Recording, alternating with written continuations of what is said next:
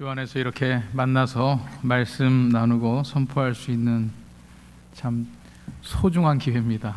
요즘 이렇게 말씀을 저도 참 오랜만인 것 같아요. 이 성도들 앞에서 말씀을 전하는 게 계속 카메라 앞에서만 말씀을 전하다가 정말 이 소중한 이 시간, 우리가 이렇게 서로 얼굴과 얼굴을 대하면서 만날 수 있다라고 하는 것이 그냥 자연스럽게 이루어지는 것이 아니구나라고 하는 것을 우리가 요즘 너무 감사하면서 누리는 시간인데요.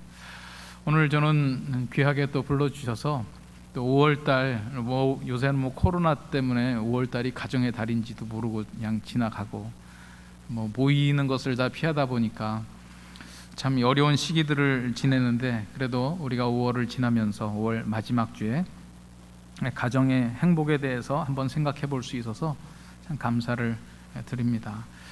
오늘 이 말씀을 이제 보면서 제가 제목을 성령 충만함으로 복종해야 될 피차다 그랬는데, 오늘 제가 주보를 보니까 오전에도 이 성령님의 강력한 역사에 대해서 여러분들이 큰 은혜를 받으셨을 것 같아요. 지금 교회력도 다 지금 어떻게 엉망이 돼가지고 부활절이 어떻게 지났는지도 모르고, 지금 오늘이 이제 사실 오순절 성령 강림주일, 한참 우리가 더 생각을 해야 될 텐데 그런 여유들이 없어졌는데 우리가 성령님에 대해서 생각을 하고, 또 저는 이 저녁에 이 성령 충만함이라고 하는 것, 오늘 이 에베소서 5장 보면 18절에 성령 충만함에 대한 말씀이 있잖아요. 5장 18절 말씀만 같이 한번 읽어볼까요? 5장 18절 시작. 술 취하지 말라, 이는 방탕한 것이니 오직 성령으로 충만함을 받으라. 성령님께서 임재하셨고 그냥 우리에게 손님으로 머무는 정도가 아니라 충만함으로 우리한테 함께 했을 때 우리 그리스도인의 삶의 역동성이 일어나는 거죠. 우리 관계에 대한 것도 역시 마찬가지입니다. 오늘 이 성령 충만함에 대해서 이야기하시면서 바울 사도께서 지금 에베소 교인들에게 주시는 말씀은 성령 충만함으로 나타나는 현상들이 뭐냐, 이게 이제 18절 성령 충만함을 받으라 그랬고, 이제 19절, 20절, 21절에 그 말씀이 나타나는데요. 성령 충만하면 첫 번째 나타나는 현상이 내 안에서 뜨거운 감사의 찬양이 넘쳐난다고 그랬습니다. 그래서 19절 말씀 보면 시와 찬송과 신령한 노래들로 서로 화답하며 너희 마음으로 주께 노래하며 찬송하며. 술 취하지 말라, 이는 방탕한 것이니 성령의 충만함을 받으라. 사람들이 이렇게 술 취함이랑 왜 바울 사도께서 굳이 성령 충만함을 얘기하는데, 아니 해필이면 술 취하는 얘기를 여기다 왜 해놨을까? 그렇잖아요. 참 이게 격이 너무 떨어지는 거 아니겠어요? 우리가 거룩한 성령 충만함을 얘기하는데 거기다 왜 술 취함을 얘기를 했을까? 이 술 취함에서 나타나는 여러 가지 표면적인 현상이 성령 충만한 현상하고 좀 표면적 유사성이 있기 때문에 이 말씀을 쓰신 것 같아요.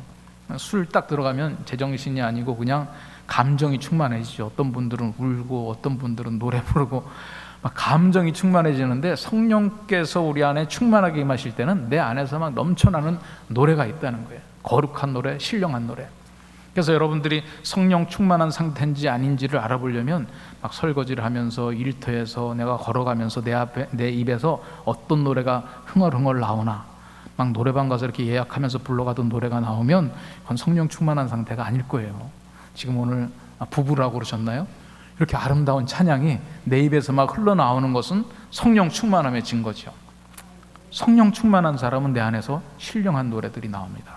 두 번째로 성령 충만한 사람은 20절에 보면 범사에 우리 주 예수 그리스도의 이름으로 항상 아버지 하나님께 감사한다. 성령 충만한 사람은 하나님과 나 사이의 관계에서 어떤 단어가 나오냐면 감사라고 하는 단어가 나오는데, 어떤 경우에 나오느냐? 범사에 나온다는 거예요. 범사. 여러분, 범사라고 하는 게 뭘까요?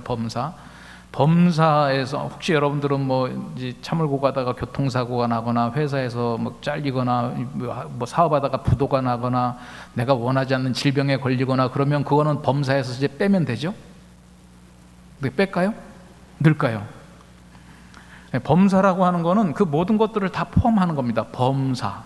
모든 상황 속에서 여러분들이 제가 조금 아까 이야기했던 그런 상황을 가지고 하나님 아버지께 뭐를 한다? 감사를 한다. 이게 제정신으로 할 수 있냐 이거예요. 성령 충만한 상태에서만 이것을 가지고도 하나님 앞에 감사할 수 있는 거죠. 왜냐하면 뭔가 하나님께서 이것을 통하여 우리를 힘들게 하려는 것이 아니라 복 주시려는 의도가 있기 때문에 나는 이해는 안 되지만 성령 충만할 때는 그래서 감사할 수 있다. 남들은 불행이라고 하는 상황 속에서도 감사할 수 있다. 이게 성령 충만한 사람. 세 번째는 21절 말씀, 그리스도를 경외함으로 피차 복종하라.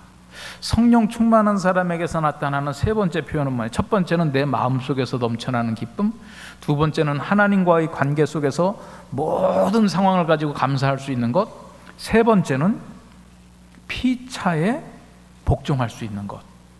피차, 여기서 말하는 피차는 사람과 사람 사이를 얘기하는 거잖아요. 그러니까 바울 사도께서 지금 사실은 얘기하고 싶은 건 요 세 번째예요. 왜냐하면 에베소서를 처음부터 끝까지 쭉 보면 피차 간에 어떻게 화목하고 하나 되고 이방인과 유대인이 하나 되고 예수께서 왜 십자가에 죽으셨는가 그 얘기를 쭉 하고 있거든요. 그러니까 지금 바울 사도께서 성령 충만함을 받으라, 술 취하지 말고 성령 충만을 받아라. 그래서 우리에게 나타나는 것들이 어떤 것이냐? 내 안에 넘쳐나는 기쁨도 있고 또 하나님께 모든 것을 감사할 수 있는 사람도 되지만 성령 충만한 사람은 피차 복종할 수 있는 사람이다.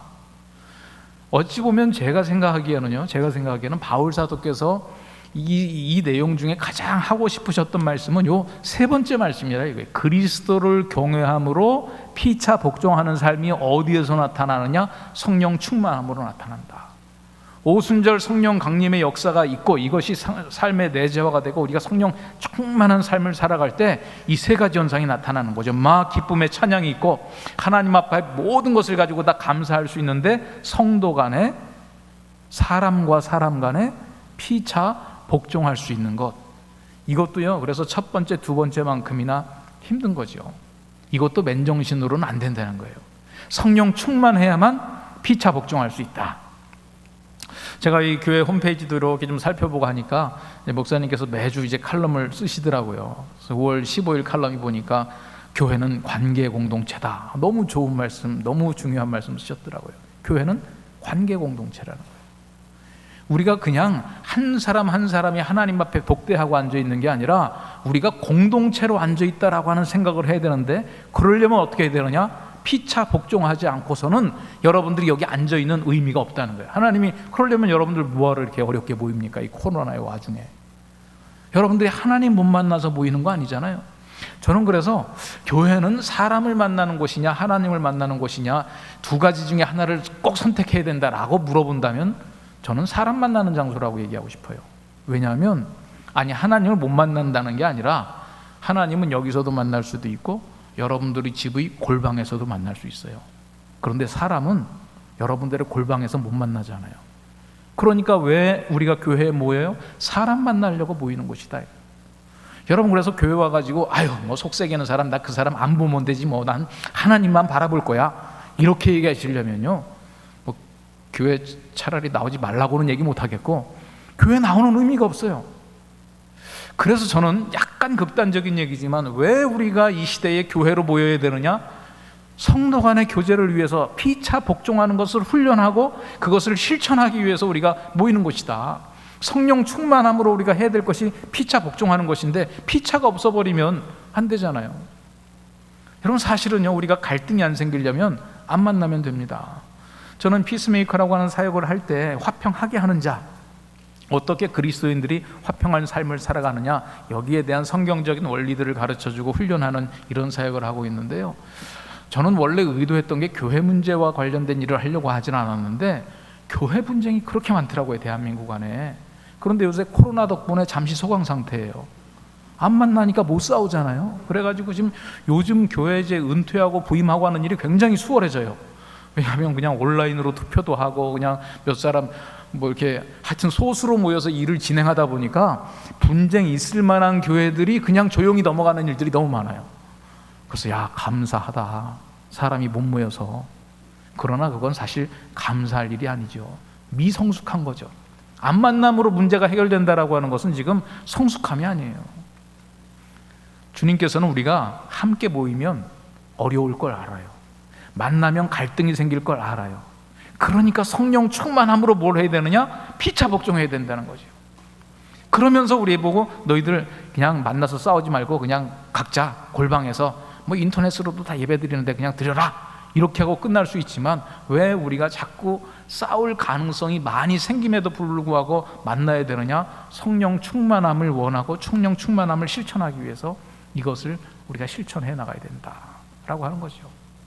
여러분, 제가 한번 이 교육들을 해 나가다가 꽤 오래전에 이래요. 벌써 한 10년 정도 됐을까? 저 지방에 부산 쪽에서 세미나를 한다고, 이제 피스메이커, 이제 그리스도인의 갈등 이런 거 이제 세미나를 한다고 광고를 냈더니 어디서 편지가 하나 왔어요. 사소함 주소길래 이 군대인가 하고 열어봤더니 교도소에서 온 거예요. 그런데 거기에서 이제 그렇게 써 있어요. 자기가 교도소에 와서 예수 믿는 사람이 됐는데 그 안에서 이제 광고를 접하게 됐는데, 우리가 그 성경 말씀 큐티 집에다가 광고를 한번 냈댔어요. 근데 그걸 누가 아마 갖다 줬나 봐요. 그걸 보니까 이 그리스도인의 관계, 갈등, 화평 뭐 이런 세미나가 있길래 자기가 참석하고 싶다. 왜냐하면 자기 출소 날짜 이후에 그 세미나가 있더라는 거예요. 그래서 자기는 이제 예수 믿은 지 1년 반밖에 안 됐는데, 교도소 와서 1년 반 동안 예수 믿게 됐는데 나 같은 사람도 참석할 수 있냐? 만약에 참석이 가능하면 거기다가 막 전화번호 주소를 다 적어놨어요. 자기 그 아내, 집사람, 부인 전화번호를 적어놓고 거기다 연락하면 참가비를 등록시켜 주기로 했다 그러더라고요. 그래서 뭐 저는 약간 좀 그 찝찝함이 있긴 있었어. 약간 걱정이 되더라고요. 1년 반에 교도소에 내가 또 어떤 분인지 알지도 못하는데, 또 그거는 지도자 훈련, 그래서 주로 이제 이 목사님, 선교사님들이 보시는 걸 대상으로 했던 거거든요. 근데 이제 한 사람의 참가자가 아쉬워서 등록자가 너무 없었기 때문에 이분이라도 받아야 되겠다. 그래서 아유 감사하지. 그러고 이제 오셔도 된다고 답장해주고 등록을 받았어요. 근데 오셔서 보니까 야, 이분이 진국이더라고요. 진국. 교도소 가기 전에까지 철저한 불교 신자였대요. 세무공무원 출신이었는데 그 세무공무원 그만두고 건설업을 하다가 이제 부도가 난 거예요. 근데 1차 부도가 나고 그걸 해결하기 위해서 돈이 없어서 교도소 갔다 왔는데 또 남은 게 있어가지고 두 번째 교도소 갔다 오면서 그분이 이제 두 번째 교도소 가서 예수를 믿게 된 거죠. 성경을 보다가. 근데 그분이 그러더라고요. 자기는 성경 보는 게 힘들지 않대요. 워낙 이 참선하는 훈련이 돼 있어가지고 딱 정자세를 하고 앉아 있어야 쉬는 거래, 자기는. 그래가지고 보니까 성경책이 너무 분량이 적더라는 거예요. 이것만 다 읽으면 되냐? 그러고 물어봤더니 이것만 다 읽으면 된다는 거예요. 아니 뭐 손에 딱 잡히는 한 권 이거 못 읽냐? 불교는요 평생을 읽어도 다 못 읽는데요. 근데 딱 그거 한 권이면 된다고 그러길래 그냥 그 교도소에서 1년 반 동안에 그거를 뭐 10번을 봤대나, 성경을요. 그러면서 예수를 믿는다는 거예요. 근데 그분이 해주는 얘기 중에 하나 제 기억나는 게 있어서 소개시켜 드리려고 그래요. 저는 사실 불교를 평할 만한 실력이 되질 않습니다. 그냥 그분 얘기예요. 그분은 뭐 학생회장도 하고 뭐 불교회장도 하고 무슨 뭐 하여튼 불교 안에서도 굉장히 핵심적으로 활동했던 분인데, 자기가 교도소를 첫 번째 들어갔다 나올 때는 갔다 왔는데 두 번째 들어갈 때 가족들을 생각을 하니까 참 마음이 어렵더라는 거예요. 왜냐하면 자기는 워낙 불교에서 이 도를 열심히 닦고 심취해 있다 보니까 아무런 환경적인 어려움이 와도 마음에 평안이 있다는 거예요. 평안. 태풍 속에서도 마음의 고요함을 가지고 다 평정을 다스리고 있는데 참 나로 인해서 식구들은 어떨까 그 생각을 하니까 좀 죄송하기도 하고 미안하기도 하고. 그런데 성경을 읽다 보니까 자기는 기독교와 불교를 이렇게 한마디로 정의를 했대요. 불교에서는 내 마음에 평화를 얻는 방법이 뭐냐면 모든 거와 끊으라는 거라는 거예요. 다 단절하고 많은 이 시장의 한복판 속에서도 모든 관계를 차단하고 나 혼자 고요한 세계로 들어갈 수 있는 것, 그게 평화라는 거예요. 그래서 불교에서는 자기가 내린 결론은 평화를 얻기 위해서는 모든 걸 다 청산하고 끊어라. 그런데 기독교 성경을 쭉 읽어보니까 평화를 얻는 방법이 뭐냐면 끊어진 관계를 회복해서 평화가 온다. 하나님과의 관계를 회복하고 이웃과의 관계를 회복하고. 그래서 기독교는 보니까 이어서 평화가 오고 불교는 끊어서 평화가 온다. 자기는 모든 종교를 똑같은 선상에 놓고 평가를 한다는 거예요. 뭐 기독교라고 가산점을 주고 불교라고 뭐 이거 아니라 그냥 이 비교 종교적인 관점에서 좋다. 불교에도 진리가 있고 기독교에도 진리가 있다고 한다면 내가 무엇을 선택할 것이냐, 끊어서 평화를 얻는 것을 택할 것이냐, 이어서 평화를 얻는 것을 택할 것이냐. 생각을 해보니까 관계를 맺어서 평화를 얻는 게 좋겠더래요. 그래야 가족들한테도 이 평화가 갈 게 아니냐. 그래서 자기는 처음에는 뭔가 뭐 성령께서 오시고 뭐 이래서 예수 믿은 게 아니라 쭉 성경을 읽다 보니까 불교는 끊어서 평화를 얻고 여기는 이어서 평화를 얻는다. 또 불교의 이 대가들께서 이 내용을 또 뭐 이 방송으로 인터넷으로 혹시 들으면 야, 저 사람 무식한 소리 한다 이럴지 모르겠는데, 저는 제 얘기가 아니라 그분이 저한테 얘기한 얘기, 평생 자기가 불교에 심취했다고 하는 분이 그렇게 얘기를 하더라고요. 딱 자기는 그렇게 결론을 내렸대요. 그러면 관계를 맺어서 평화를 얻는 방법을 택하자. 그게 우리 가족에게도 좋겠다. 그래서 이제 성경을 본격적으로 읽기 시작하고 저한테 이제 얘기할 때는 아주 뭐 깊은 단계로 들어가셨더라고요. 왜냐하면 워낙 돛 닦는 훈련이 돼 있어가지고 그 기본적인 틀에 말씀에 대한 걸 막 접하다 보니까 아니 뭐 1년 반 성경 읽으신 분이 한 20년 예수 믿은 분보다 더 깊은 것 같아요. 그래서 제가 이제 걱정이 돼서 그랬거든요. 우리 세미나는 분쟁, 갈등에 대한 걸 많이 다루고 또 목사님들이 많이 오시다 보면 교회에 대한 좀 부정적인 얘기도 들으실 텐데 괜찮으시겠냐 그랬더니 그런 건 걱정하지 말래요. 자기도 불교에 그냥 왔다 갔다 하는 사람이 아니라 깊이 빠져 있다 보니까 절에서 있는 문제, 스님들에 대한 문제 엄청 많다는 거예요. 거기도 속 갈등이지만 자기는 그런 거를 종교의 본질로 보지 않는다는 거. 어디든지 사람이 모이면 그런 문제는 다 있기 때문에 그런 것으로 인해서 시험 들지 않는다. 아, 교회라고 그런 거 없겠어요? 그분이 그러시더라니까. 1년 반 된 신자가 아, 교회라고 그런 게 없겠어요? 그러나 그거는 복음의 본질은 아니겠죠. 관계라는 거예요, 관계. 그래서 그분 얘기를 듣고 야, 참 대단한 정리를 했다. 여러분, 우리의 평화는 어떻게 해서 오느냐면요, 단절에서 오는 게 아니라 회복에서 오는 겁니다. 오늘 그래서 성령 충만한 사람이 되면 어떻게 되느냐? 그리스도를 경외함으로 피차 복종할 수 있는 사람이 된다는 거예요. 그래서 오늘 이제 21절까지만 봉독을 했지만 우리가 본문을 6장 9절까지 삼았잖아요. 그 그리스도를 경외함으로 피차 복종하라라고 할 때 그 피차가 누구냐? 이것을 바울 사도가 특별히 더 설명을 해주고 있습니다. 그래서 22절부터 보면 그 첫 번째 피차는 누구냐면 아내와 남편들이에요. 그리고 6장 1절로 가면 두 번째 피차는 누구냐면 자녀와 부모들이죠. 그 다음에 6장 5절에 가면 세 번째 피차가 나와요. 종과 상전이죠. 바울 사도가 다른 부분들은 이렇게 구체적으로 예를 들어가면서 설명하지 않았는데 그리스도를 경외함으로 피차 복종하라. 성령 충만한 사람은 그리스도를 경외함으로 피차 복종하는 사람이다. 여러분, 성령님께서 우리에게 찾아오시는 것은요, 그분의 일방적인 은혜로 찾아오시지만 성령 충만함이라고 하는 것은 우리가 이제 애써야 될 필요가 있단 말이에요.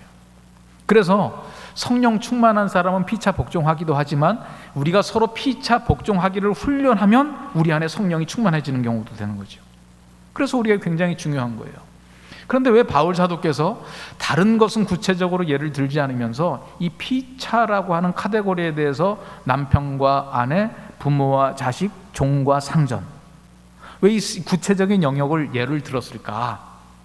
여러분 생각을 해보시면요, 만약에 바울 사도가 그리스도를 경외함으로 피차 복종하라 그리고 나서 이제 다음 주제로 넘어가셨다라고 하면 사람들이 오해할 가능성이 있어요. 무슨 오해냐면 아유, 그런 사람들은 복종해야죠. 피차 복종하면서 살아야죠. 피차 복종하면서. 그 피차가 누구냐? 사람들끼리. 사람이라고 하는 것은 누구냐? 이제 그때 당시, 지금 2년 전 얘기가 아니고 20년 전 얘기가 아니고 200년 전 얘기가 아니고 지금 2000년 전 얘기예요. 지금 이 에베소서 2000년 전에 바울 사도께서 지금 에베소 교인들에게 얘기해 주셨는데 그 그리스 헬라 문화권이거든요. 지금은 에베소가 이제 터키 지역이지만 그때 당시 그리스 헬라 문화권이잖아요. 누가 사람이냐? 자유인, 시민, 노예는 사람이 아니에요. 여자도 사람이 아니고 애들도 사람이 아니에요. 그러니까 여기도 지금 많이들 앉아 계시지만 2000년 전의 기준으로 말씀드린다면 여기 지금 몇 사람이 앉아 있나? 일단 여자 다 빼고,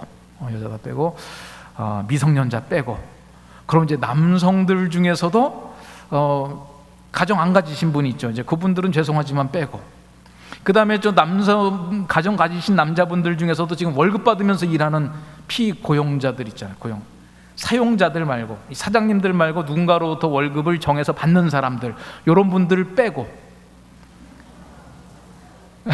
그럼 지금 여기 몇 분 계시죠? 이분들이 사람이에요.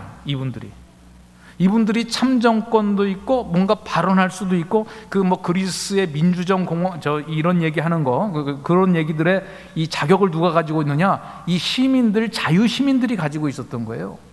그러니까 지금 2000년 전에 만약에 바울 사도께서 그리스도를 경외함으로 피차 복종하라 그러면 헬라 문화권에 있는 사람들이 그렇지, 지극히 당연한 말 하네. 우리는 피차를 존중하면서 살아야 돼. 근데 그 피차가 누구냐? 자유인, 노예는 안 되고 여자 안 되고 애들 안 되고 그 사람들끼리 복종하라는 거예요. 그러니까 바울 사도가 내가 말하는 피차는 지금 당신들 문화에서 생각하는 피차랑 좀 다르다. 그러면서 지금 주시는 말씀이 이 부부간에 여자가 남자를 복종해야 되는 것은 당연하지만 여기서 지금 바울 사도가 정말 하고 싶었던 얘기는 남편이 아내에게도 복종해야 된다는 거예요. 이게 피차 복종이죠. 자녀 여성분들만 아멘 하시고 남성분들 아멘을 안 하시네. 다 하시는 거죠. 부모 자식 간에도 마찬가지. 자녀가 부모에게 효도하는 거는 마땅하지만 부모가 자녀에게 복종해야 된다. 지금 그 얘기를 하고 싶은 거예요. 이게 성령 충만한 사람은 이렇게 된다는 거죠. 또 성령 충만한 삶을 살기 위해서는 그렇게 해야 된다는 것이고요. 종과 상전과의 관계도 마찬가지다. 종이 상전을 주님 받듯이 하는 것 당연하지만 주인도 종에게 그와 같이 하라. 이 모든 것을 요약하면 그리스도를 경외함으로 피차 복종하라는 거죠. 여러분, 지금 이 말씀만 우리가 문자적으로 실천을 하면 이 세상에서 정말 이 사회적으로도 큰 소리 치면서 정말 이 21세기에 어떤 모범적 시민으로 우리가 힘을 좀 주장할 수 있을 텐데요. 지금 사실은 제 이야기를 듣고 보니까 21세기의 대한민국에서도 왠지 이 말씀이 뭐 말씀은 그런데 그렇게까지 해도 되나? 약간 문화적 저항이 올라오잖아요. 그런데 지금 2000년 전에 완전히 노예랑 여자랑 애들은 인간 축에도 끼지 못했고 사람 취급도 받지 못하던 상황에 바울 사도가 지금 이 얘기를 했다 하면 이게 얼마나 충격적인 메시지냐고요. 그래서 성령 충만함 아니고서는 이게 불가능하다는 거예요. 여러분, 그리스도인으로 살아간다라고 하는 것은 이 세상을 뒤쫓아가면서 사는 게 아닙니다. 선도적으로 살아가는 거예요. 선도적으로. 여러분, 우리가 요새 그런 얘기를 많이 해요. 예전에 정말 없었을 때 이제 구미도 그런 산업화의 정말 이 모델적인 도시잖아요. 선진국을 쫓아가기 위해서 우리가 엄청 쫓아갔어요. 그런데 지금은 쫓아갈 게 없다는 거예요. 그거를 패스트 팔로워, 빠른 추격자로 살아와서 우리가 이제 이 OECD 국가까지 들어왔는데 이제는 우리가 어디 쫓아갈 데가 없고 뭐가 되어야 되냐? 퍼스트 무버. 뭔가 우리가 선도적이고 원천적 기술을 갖지 않고는 이제 이 전 세계 시장에서 살아남을 수가 없다. 우리의 것이 뭐냐? 우리가 선도적으로 끌고 나갈 수 있는 게 뭐냐? 지금 이 얘기들을 하고 있더라고요. 산업 경제계에서는. 근데 우리 크리스찬들은요, 태초부터 선도적인 사람이었어요. 하나님께서 주신 삶의 원리와 모델을 따라서 살면 이 세상 사람들이 경외하면서 두려워하면서 저것이 나쁘다고 얘기할 수는 없고 따라가긴 해야 되겠는데 감히 따라가지는 못하겠고, 이게 바로 그리스도인들의 삶이라는 거죠. 여러분, 오늘 이 본문에서 바울 사도께서 그리스도를 경외함으로 피차 복종하라. 그 피차라고 하는 것은 부부간에, 부모 자식 간에, 종과 상전 간에 피차 복종해야 된다. 충격적인 말씀이에요. 여러분, 우리 사회 속에서 이게 지금 가능하냐 이거예요. 이게 지금 실천되고 있느냐? 아니, 사회는 둘째치고 교회 안에서 우리가 피차 복종하는 인간관계가 지금 이루어지고 있나 이거죠. 우리가 관계의 공동체라고 그러는데 관계의 공동체가 되려면 성령 충만해야 되고, 성령 충만함 무엇으로 나타나야 되느냐? 피차 복종하는 것으로 나타나야 된다. 돈이 많고 적음에 따라, 지식이 많고 적음에 따라, 힘이 세고 적음에 따라, 여러분, 여러 가지 사회적인 이 가지고 못 가진 차이에 따라서 누군가가 누군가를 복종해야 되는 세상은요, 그건 세상의 논리죠. 그리스도를 경외함으로 피차 복종하라. 이게 지금 주님께서 우리에게 주고 있는 말씀이고요. 저는 가정의 달, 가정 행복 세미나를 위해서 제가 가지고 있는 여러 가지 아이템들도 많아요. 대화의 기술도 있고, 협상의 기술도 있고, 무슨 감정 코치도 있고, 제가 세미나 하면은 다른 내용들이 다 많이 있지만, 저는 그거보다도 이 성령 강림 주일에 정말 하고 싶은 얘기는 뭐냐? 성령 충만함으로 우리의 삶을 다시 재정비하면, 여러분, 그런 부차적인 기술은 다 적용이 될 수 있어요. 그런데 대화의 기술을 하고 서로 마음을 읽어주고 어떻게 하고, 요즘 TV 프로그램에 보면 인간 관계에 대한 갈등을 해결해 나가는 다양한 기술들이 있어요. 그런데 기술이 있고 마음이 없으면 그 사람들을 뭐라고 부르는 줄 알아요? 사기꾼이라고 부르는 거예요. 제가 너무 이 격한 표현을 써서 그렇지만, 내 마음은 그렇지 않은데 아이고 저 사람하고 관계를 잘 지내서 그냥 편안히 지내보자, 여러분 근본은 안 돼 있는데 기술적으로 한번 잘 지내보자, 이게 사기꾼이지 뭐겠어요. 나의 이익을 취하기 위해서 내 속마음을 감추는 기술, 여러분 이게 예절이 아닙니다. 우리의 예절은 우리의 성령 충만함으로 그리스도를 경외함으로 피차 복종하겠다라고 하는 이 근본적인 삶의 태도 가운데, 그러면 이것을 표현하려면 대화는 어떻게 해야 되고, 행동은 어떻게 해야 되고, 표현은 어떻게 해야 되고, 저 사람의 마음을 읽기 위해서 내가 어떤 기술을 써야 되고, 그 다음에 기술적인 문제가 따라 나오는 거죠. 여러분, 이것은 주님께서 주신 말씀입니다. 그리스도를 경외함으로 피차 복종하라. 몇 말씀 좀 더 드려볼게요. 그러면 이 말씀을 통해서 우리에게 알려주고 전해주고자 하는 메시지가 뭐냐? 첫 번째로는요, 피차 복종의 근거는 뭐냐면 그리스도를 경외합니다. 그리스도를 경외함으로 피차 복종하라고 그랬잖아요. 여러분, 그 근거는 그리스도를 경외한다는 거예요. 예수 그리스도께서 이 땅에 오셨죠. 지금 이 에베소서 처음부터 보면 예수께서 우리의 하나됨을 위해서, 피차 복종을 위해서 어떤 일을 하셨는지 나오고요. 빌립보서에서도 나오고 바울 서신에서도 계속 강조되는 게 그거예요. 그분은 하늘의 보좌를 가지고 하나님이신데 그것을 내려놓고 이 땅에 종의 모습으로 인간으로 오셨다는 거예요. 저 하늘 보좌에서 낮고 천한 이 땅에 직접 인간의 몸으로 오셔서 제자들의 발을 닦아 가시면서 섬겨주셨다 이죠. 그것이 그리스도의 모습이다. 하나님께서 하늘 보좌를 버리고 이 땅에 인간으로 오셔서 우리를 섬기신 마당에 우리가 누구 밑으로 들어갈까 못할 게 뭐가 있냐 이거예요. 여러분, 이게 지금 부부관계 속에서, 부모 자식 관계 속에서, 노사 관계 속에서 일어나야 된다 이거예요. 주로 지금 바울 사도의 메시지는 우리가 기존의 힘을 가졌다라고 생각하는 분들한테 주는 메시지겠죠. 아내들에게 주었다기보다 남편들에게, 자녀들에게 줬다기보다 부모들에게, 종들이라기보다 상전들에게 이 말씀을 지금 주신 거란 말이죠.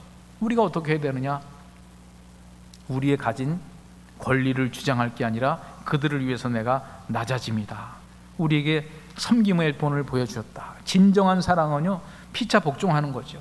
상대방을 향한 우월의식이나 상대방을 아주 내리깔게 보는 이 비하의식이라고 하는 것은요, 이 문제의 근원이 되는 겁니다. 여러분, 우리는 그리스도를 경외함으로 하나님께서 우리에게 오신 그 사건을 기억을 하면서 우리는 어떻게 해야 되느냐? 피차 복종하라는 거예요. 피차 복종하라. 여러분의 삶 속에 이것만 잘 한번 생각을 해보세요. 지금 내가 복종해야 될 피차, 여러분들의 인간관계 속에서 내가 저 사람을 복종하고 섬기고 있는가? 이게 지금 성령 충만한 사람만이 할 수 있다. 여러분, 두 번째로는요, 이 말씀 자체에서도 피차 복종해야 할 관계의 우선순위가 좀 있다는 것을 여기서 말씀하고 있어요. 이것은 바울 사도께서 이게 제일 먼저다라고 이렇게 번호 붙여서 말씀하신 건 아니지만 이 순서적인 의미가 있다는 거예요. 순서적인 의미. 제일 첫 번째 어떤 얘기를 했냐면 부부관계를 얘기했어요. 그 다음에 부모 자식 관계를 얘기했고, 그 다음 종과 상전과의 관계를 얘기했습니다. 여러분, 이 세상에서 시작되는 관계는 무슨 관계냐? 에덴의 동산에서부터 무슨 관계로 부모 자식 관계를 먼저 하나님이 설정하셨나요? 한 남자와 한 여자를 만드시고 거기를 통해서 자녀가 나오게 하셨죠. 그리고 나서 사회생활의 관계가 이루어지게 하셨죠. 그래서 제일 먼저 일어나는 것은 뭐냐면 부부관계 속에, 부부관계. 왜 이 순서가 중요하냐면 이게 각 영역마다 충돌이 생길 수 있어요. 부부의 하나됨을 섬기다가 부모 자식 간의 문제가, 그럼 내가 부모의 문제를 택해야 되느냐 부부의 문제를 택해야 되느냐, 이게 이제 충돌이 올 때가 있다고요. 내가 우리의 가정의 문제를 택해야 되느냐 사회적인 문제를 택해야 되느냐, 이게 충돌이 올 때가 있어요. 부자 간의 피차 복종, 부모 자식 간의 피차 복종을 하려고 하다 보니까 부부 간에 갈등이 생기는 거예요. 그러면 내가 부부의 문제를 먼저 택해야 되느냐, 부모 자식의 문제를 택해야 되느냐? 여러분들이 이론적으로는 뭐 제 의견에 반대하실 것 같지는 않은데 성경적인 순서는 뭐죠? 부부관계예요. 부부관계. 이게 가장 우선한다 그랬어요. 부부는 한 몸이라고 그랬죠. 한 사람 한 사람, 두 사람이 아니라 한 사람 한 사람 했는데 한 사람이라는 거예요. 결코 나누어질 수 없다는 거죠. 사실은 왜 교회가 생겼냐? 어찌 보면 첫 번째 부부가 부부싸움 안 하고 서로 아담과 하와가 잘 지냈으면은요, 교회도 필요가 없었겠죠. 근데 아담과 하와의 관계성에서 인류 최초의 범죄가 생겼어요. 근데 이 부분은 제가 100% 확신은 아니고요. 저는 이제 천국 가서 한번 여쭤보려고 그래요. 왜냐하면 창세기를 가만 보다 보니까 이단은 창세기 아니면 요한계시록에서 나오는데 저도 너무 깊이 묵상하면 이단 될까봐 그냥 조금 묵상하다가 말았어요. 근데 제 생각은 뭐냐면 아담과 하와가 선악을 알게 하는 나무 열매를 먹기 전에 부부싸움을 혹시 하지 않았을까 하는 이런 의심이 조금 들어요.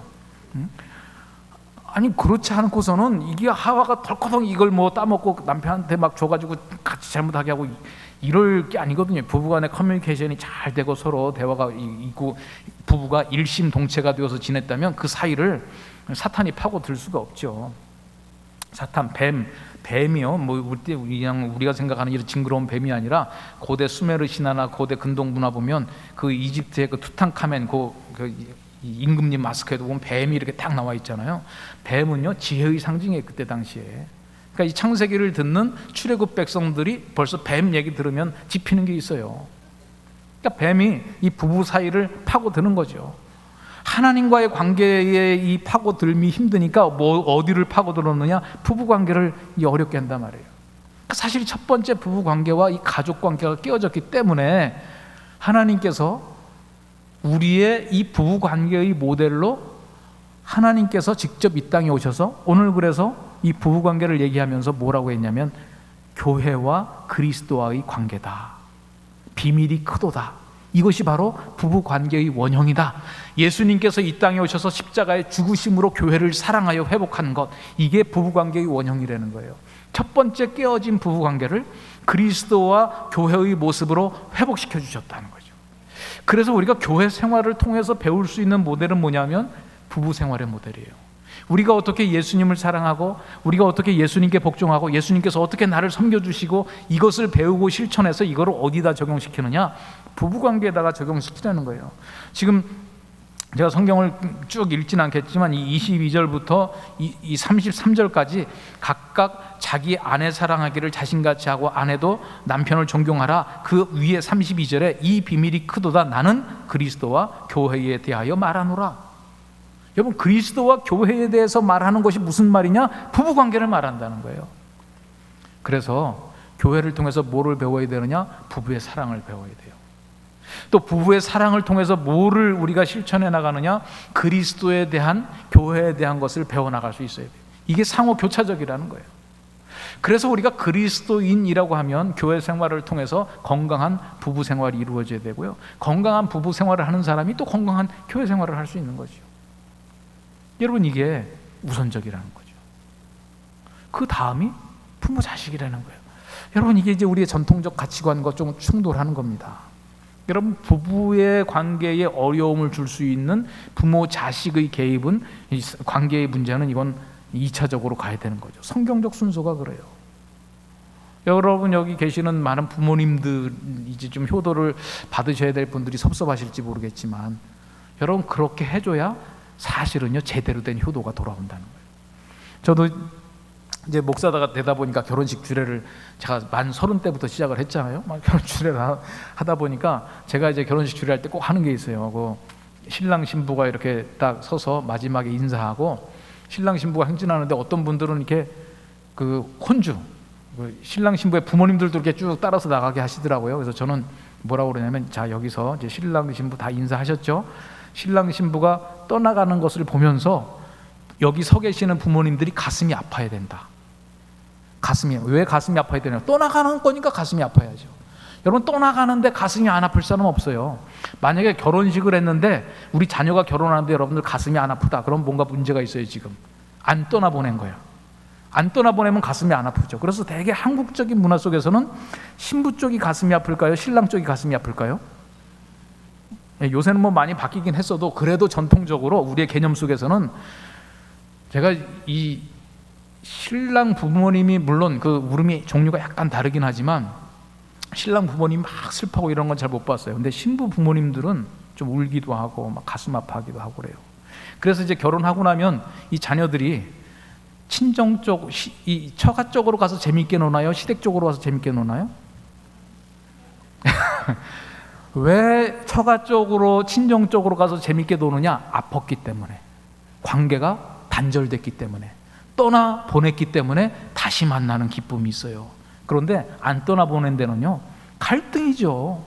안 떠나 보냈으니까, 같은 식구로 살아가니까 오히려 한 식구 더 들어오니까 갈등이 더 들어온 거지.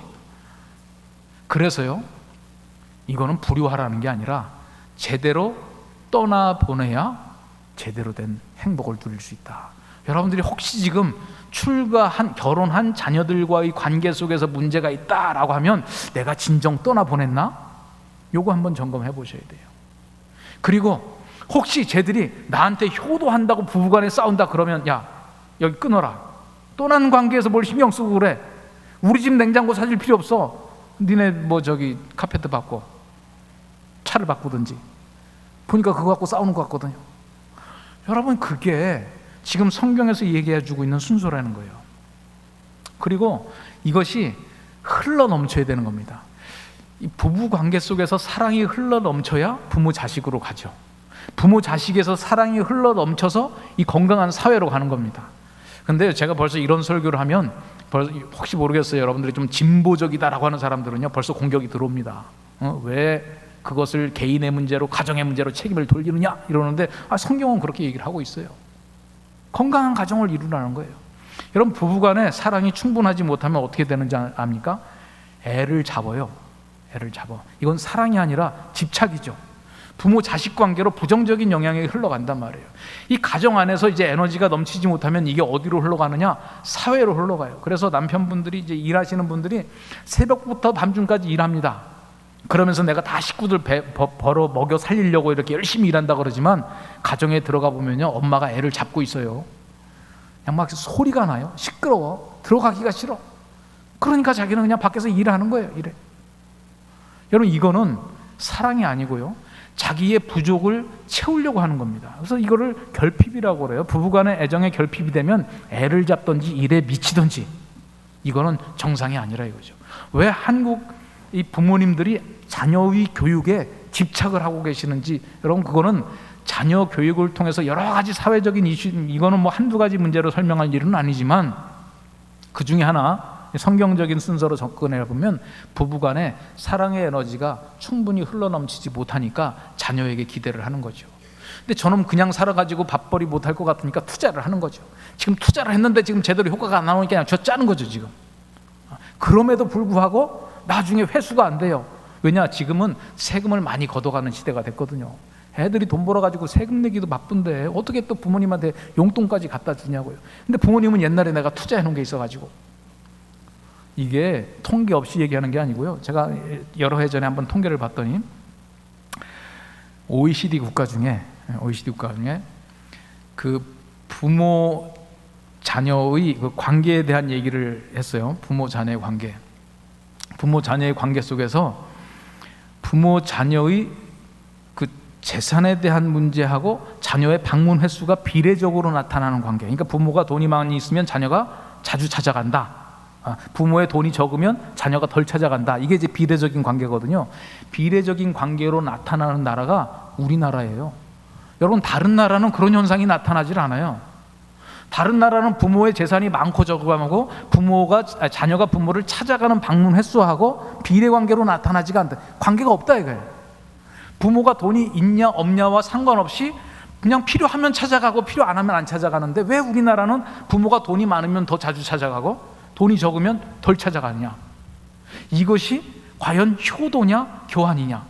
울산대학교 교수님 한 분이요, 그 논문 제목이 그랬어요. 부모 봉양 효도인가 교환인가? 결론은 뭐라고 나왔느냐? 교환이라고 나왔어요. 교환. 이게 진정한 사랑이냐 이거예요. 여러분, 우리가 정말 성경으로 돌아가서 부부간의 사랑이 넘쳐나서 이것이 흘러 넘치는 사랑이 되어야 부모 자식 간에도 제대로 된 사랑이 되는데, 지금 부부간의 사랑이 충분하지 못하고 이것을 다른 걸로 채우려다 보니까 부모가 자식에게 집착하고 일터에 집착하고, 그래서 노사관계가 엉망이 되고 부모 자식 관계가 엉망이 된다는 거죠. 물론 이런 사회적인 현상은 제가 말씀드린 이 단 한 가지 원인으로만 측정할 수는 없어요. 여러 가지 많은 것들이 있는데 이것이 한국 사회에서는 주요 지표 중에 하나다. 그래서 꼭 우리 부모, 이 자식들이 부모들 개인적인 문제뿐만 아니라 그거와 연관돼서 제가 본 논문 하나는 그런 거 있어요. 이제 우리 금융 시스템에 좀 문제가 있는 거거든요. 또 뭘 물어봤냐면, 당신이 돈이 필요할 때 누구를 찾아가겠느냐, 금융기관을 찾아가겠느냐, 부모를 찾아가겠느냐, 친척을 찾아가겠느냐 그랬더니 단연 우리나라에서는 금융기관보다 부모나 친인척을 찾아가겠다는 게 많아요. 그러니까 이거는 사실 개인적인 문제라기보다 어떤 전 사회적인 금융 선진화가 이루어지지 않으니까 서로 피부치끼리에 이 금융교환이 일어날 수밖에 없고, 그러다 보니까 여러 가지 복합적인 문제가 일어나는 거죠.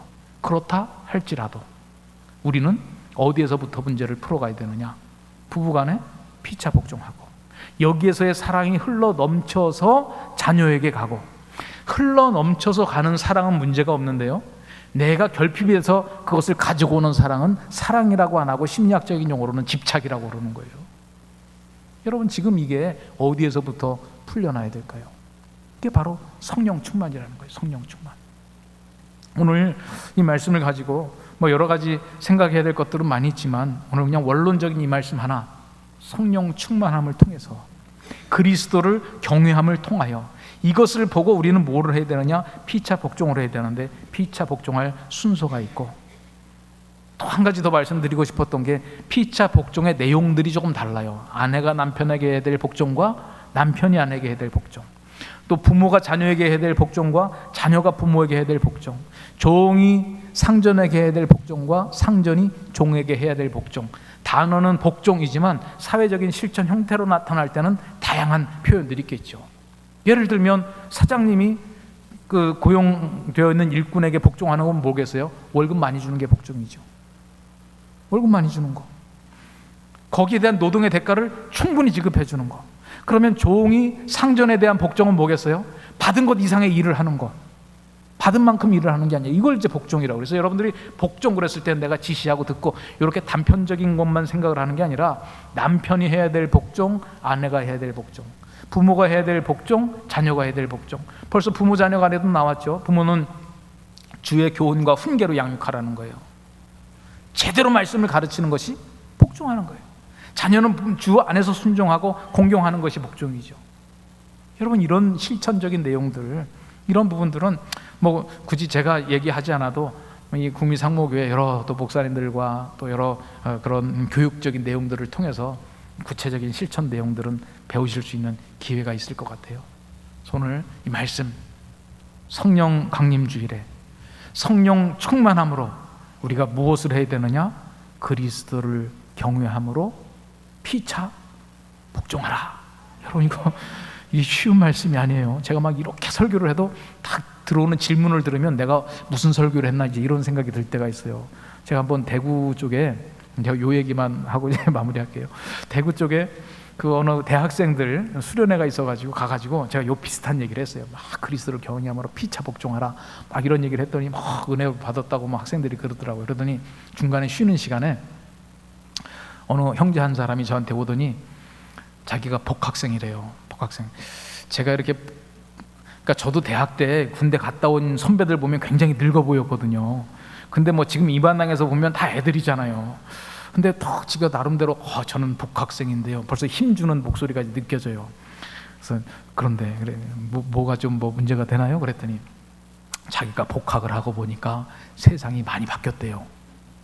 그래서 어떻게 바뀌었냐 그랬더니 후배들이 선배들한테 따진대. 복학을 하고 나니까. 예전에는 안 그랬는데.